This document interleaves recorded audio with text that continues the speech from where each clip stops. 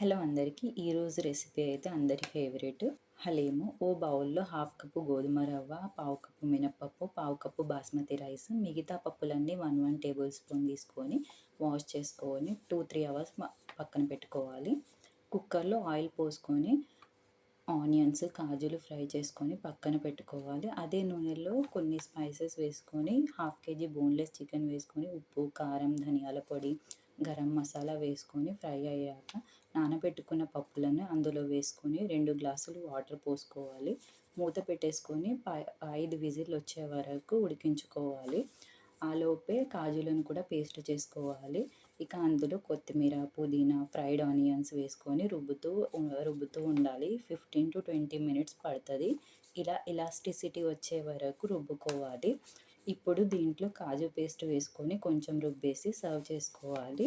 కాజు, fried ఆనియన్స్తో garnish చేసుకోవాలి. అంతే, ఇంట్లోనే హలీం ఈజీగా ప్రిపేర్ చేసుకోవచ్చు.